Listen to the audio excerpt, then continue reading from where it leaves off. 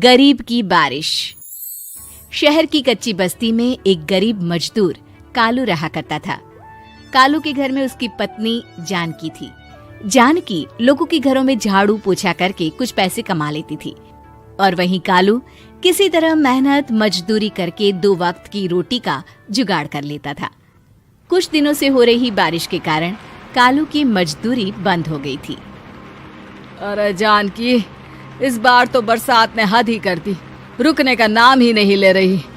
कुछ समझ में नहीं आ रहा, अगर इसी तरह काम पर नहीं गया तो 2 वक्त की रोटी का जुगाड़ कैसे होगा। अरे तुम चिंता क्यों करते हो, बारिश का क्या है, 1 आध दिन में रुक जाएगी और उसके बाद में फिर से काम शुरू हो जाएगा। अरे 3 दिन तो हो गए, बरसात तो रुक ही नहीं रही है और आगे भी रुकने के कोई आसार नहीं दिख रहे। तो क्या हुआ, तुम्हारा काम बंद हुआ है ना? मैं तो अभी भी लोगों के घर झाड़ू पोछा करने जाती ही हूँ। मेरे पगार से कुछ दिन तो निकल ही जाएंगे। अरे घर का खर्चा तो हम किसी तरह चला लेंगे जानकी, लेकिन ये जो छत टपक रही है इसका क्या करेंगे? ये बात तो आपकी सही है। हमारी झोपड़ी अब काफी पुरानी हो चुकी है और इसके छप्पर में भी कई सारे छेद हो गए हैं। रात भर पानी टपकता रहता है। अरे मैं भी इसी बात से बहुत परेशान रहता हूँ। कहीं किसी दिन ज्यादा बारिश आ गई तो हमारी झोपड़ी टूटकर बिखर ना जाए। राम राम राम, ऐसी अशुभ बातें क्यों करते हो? अरे ऐसा कुछ नहीं होने वाला। ये झोपड़ी ही तो हमारा सब कुछ है। अगर यही नहीं रही तो हम जाएंगे कहाँ? ठीक है जानकी, जब तुम्हारी पगार मिल जाएगी तो कुछ पैसे बचाकर झोपड़ी के छप्पर की मरम्मत करवा लेंगे। शायद हमारी परेशानी कुछ कम हो जाए। ठीक है जी, अब ना ज्यादा परेशान मत हो। ये लो, खाना खा लो और सो जाओ।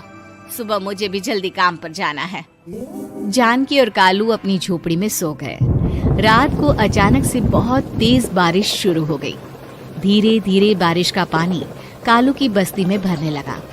पानी भरते भरते झोपड़ी के बाहर तक पहुंच गया था। सुबह के वक्त जब कालू और जानकी सोकर उठे, हे भगवान, ये क्या हो गया? बारिश का पानी तो हमारे घरों तक पहुंच चुका है।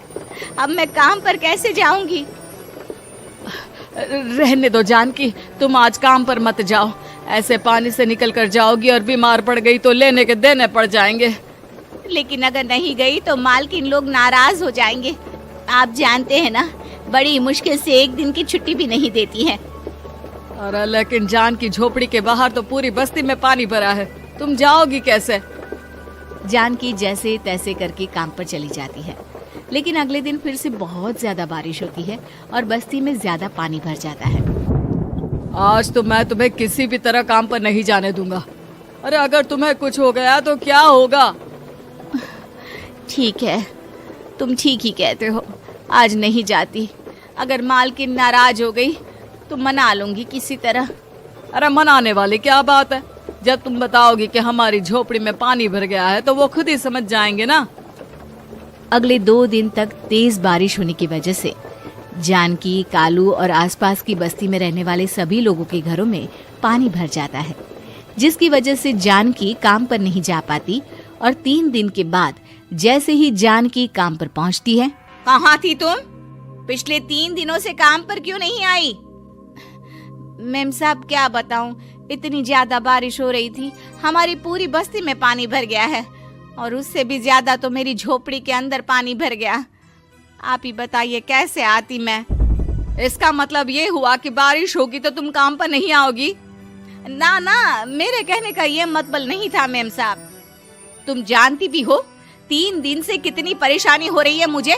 सारा काम मुझे खुद करना पड़ा। माफ कर दीजिए मालकिन जी, पर मैं क्या करती, आने के लिए रास्ता ही नहीं था। सब जगह पानी भरा हुआ था। बहाने तो तुझे बहुत बनाने आते हैं। जान की देख, अगर अगली बार ऐसा किया ना तो फिर काम से हमेशा के लिए छुट्टी। अरे ना ना मालकिन, ऐसा मत कीजिए। बारिश की वजह से मेरे पति की मजदूरी भी छूट गई है। बड़ी मुश्किल से घर में 2 वक्त खाने की रोटी का जुगाड़ हो पाता है। आप मुझे काम से निकाल देंगे तो हम क्या खाएंगे? अगर इतनी ही चिंता है तो फिर रोजाना काम पर आया करो। चलो अब जल्दी से जाकर घर का सारा काम करो।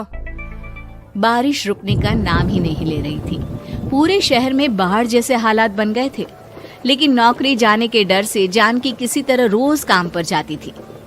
एक दिन जब जानकी काम करके अपने घर लौट आई तो अचानक उसकी बस्ती में कुछ लोगों का शोर सुनाई दिया।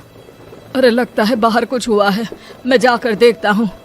हाँ हाँ, पता तो कीजिए, ये बस्ती में लोग इतना शोर क्यों कर रहे हैं। बाहर जाकर कालू ने एक आदमी से पूछा, अरे क्या हुआ भाई, इतना शोर क्यों मचा रहा है? अरे क्या बताए भैया, अपनी बस्ती के बाहर एक पुल टूट गया है और वहाँ पर एक कार फंसी है। थोड़ी देर में अगर किसी ने नहीं बचाया ना तो वो कार पानी में बह जाएगी। ये क्या कह रहे हो भैया, कार के अंदर कोई है क्या? हाँ, कोई औरत बैठी है, अकेली है, बहुत रो रही है बेचारी, मदद के लिए बुला रही है। अरे तो हमें जाकर उनकी मदद करनी चाहिए ना। अरे लेकिन इसमें बहुत खतरा है, हमें अपने आप को बचाना चाहिए, पानी कभी भी हमारी बस्ती की तरफ आ सकता है। अरे तुम्हें नहीं चलना तो मत चलो, लेकिन मैं तो जाकर उस औरत की मदद जरूर करूंगा। कालू उस जगह पर पहुंचता है जहां वो औरत कार में फंसी हुई थी। वहां पर पानी का बहाव बहुत तेज था और सारा पानी कालू की बस्ती की तरफ ही आ रहा था। कालू ने एक बड़ी सी रस्सी को पेड़ से बांध दिया और दूसरे सिरे को कार की तरफ फेंक दिया और उस औरत को रस्सी के सहारे बाहर आने के लिए कहा। तभी वहां जानकी भी दौड़ती हुई आई। अरे ये तो मेरी मालकिन है, जिनके यहाँ मैं काम करने जाती हूँ। अरे मैडम जी, आप डरिएगा मत, आपको कुछ नहीं होगा। आपकी गाड़ी को भी मैंने रस्सी से बांध दिया है। थोड़ी देर में पानी का बहाव कम हो जाएगा, फिर हम आपकी कार को भी बाहर निकाल लेंगे। क्या तुम जानकी के पति हो? हाँ हाँ, जानकी मेरी ही पत्नी है, आपके यहाँ काम करती है ना। लेकिन मेम साहब, आप यहाँ पानी में कैसे फंस गई? अब क्या बताऊं, मैं अपनी सहेलियों के साथ पिकनिक पर गई थी, वहीं से लौट रही थी। अचानक पानी का बहाव तेज हो गया और मेरी गाड़ी फंस गई। अरे कोई बात नहीं मालकिन, अब ना आप बिल्कुल सुरक्षित हैं। मैं तो बहुत बुरी तरह डर गई थी, कब से मदद के लिए चिल्ला रही थी, लेकिन कोई मेरी मदद के लिए नहीं आया। भला हो तुम्हारा पति का जिसने मेरी जान बचा ली। लेकिन जानकी, मैंने तुम्हारे साथ बहुत गलत व्यवहार किया।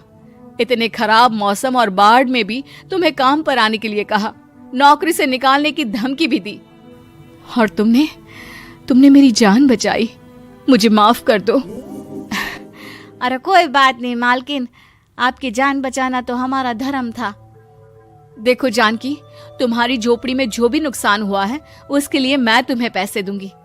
आज तुम्हारे पति ने मेरी जान बचाई है और आज के बाद मैं तुम्हें कभी भी नौकरी से निकालने की धमकी नहीं दूंगी। आज मैं तुम्हारी परेशानी को अच्छी तरह समझ चुकी हूँ।